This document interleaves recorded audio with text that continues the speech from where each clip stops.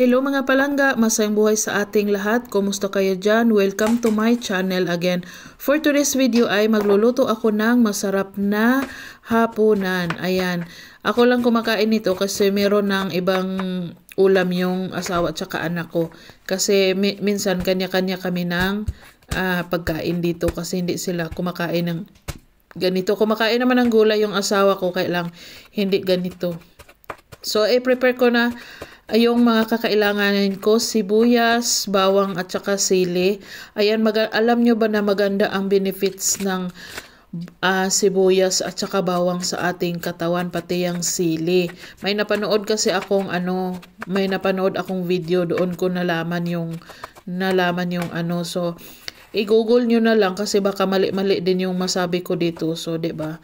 Mabash tayo. So, ayan. So, itong kamatis din, maganda. Alam nyo ba na may magandang benefits itong kamatis sa ating katawan kapag niluluto. At saka, meron, kapag raw kamatis din, maganda din yung makukuha ng ating katawan. So, itong kamatis is paborito ko talaga siya. Masarap ang ulam na may kamatis. Tapos, nag-prepare ako dito ng cornstarch, pangpalapot yan. Gusto ko kasi pag nagluto ako is nakaprepare lahat ng mga kailanganin ko para tuloy-tuloy na siya at mabilis lang.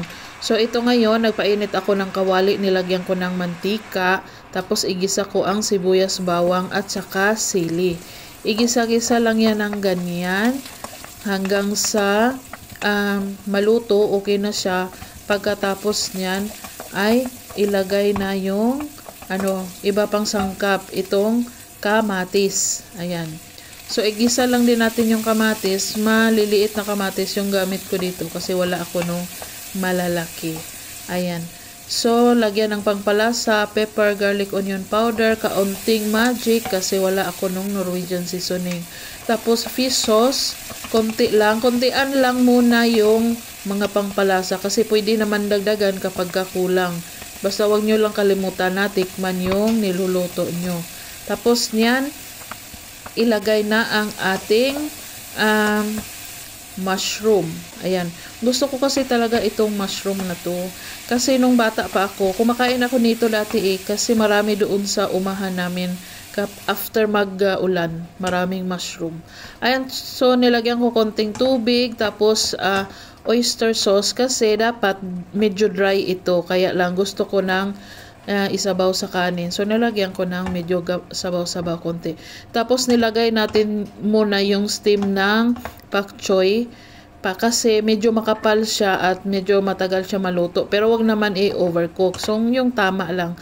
Pagkatapos niyan, luto na yan. Tapos, ilagay yung mga dahon. Ayan. So, pagkatapos niyan, okay na yan siya. Ilagay natin yung pangpalapot natin na hinanda nating cornstarch. Ayan. Ayan na, ready na ang aking ulam. Lutuin lang konti yung cornstarch. Ayan. So, kung nakaabot kayo hanggang dito sa video na to, pakisulat kung anong gulay ang hinahalo ko sa aking mushroom. Ayan, maraming salamat. Sana ay nagustuhan nyo ang video ko for today. Maraming salamat sa mga nanood. Bye-bye. At pakishare na rin ang aking video. Maraming salamat.